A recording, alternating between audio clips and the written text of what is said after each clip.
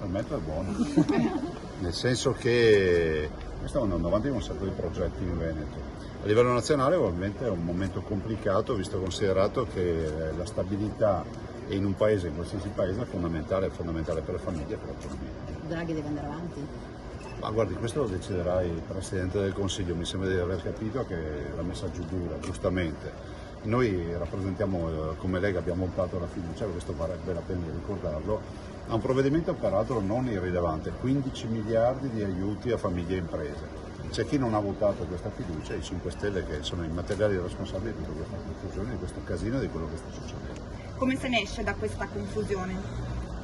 Se ne esce con la serietà, che a me sembra che sia sparita, visto e considerato che ci sono delle priorità e anche la politica deve darsene queste priorità. Una priorità è la fondamentale, è quella di pensare ai cittadini che soffrono, che non sbarcano lunari. Che notizie le arrivano da Roma? Qual è il sentiment?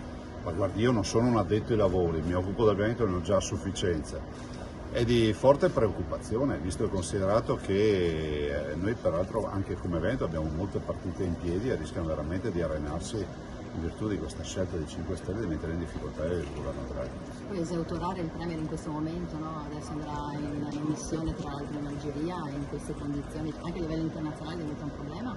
Ma guardi, le dico solo una cosa, ripetendo che noi abbiamo votato la fiducia e non abbiamo posto condizioni, le dico solo che risulta essere in una classifica di Forbes a livello internazionale la 17ª persona più influente a livello internazionale. La piaccia o non piaccia, comunque ha dato all'Italia uno standing che prima non aveva. Salvini però preoccupate le imprese, sono in agitazione, ci sono tanti progetti, ci sono tanti soldi in ballo e sono molto preoccupati anche i sindaci, PNRR, emergenza, di aiuti. Noi siamo tutti preoccupati, visto e considerato che ci sono 230 miliardi di PNRR che debbono essere messi a terra e con non poche difficoltà con un governo che non c'è. Siamo preoccupati per tutta una serie di attività, anche grosse attività che non posso ovviamente anticipare, di attrazione di capitali importanti a livello internazionale sul Veneto. Siamo preoccupati del fatto che arriverà settembre-ottobre, arriva il problema del riscaldamento, del bilancio delle famiglie, insomma di problemi ce ne sono tanti, diciamo che in questo momento non c'è un problema del governo. Salvini però sta pensando che la strada migliore potrebbe essere quella del voto. Ma guardi, noi siamo in attesa di capire cosa accadrà. Il Presidente Draghi riferirà in Parlamento, mi sembra aver capito, mercoledì.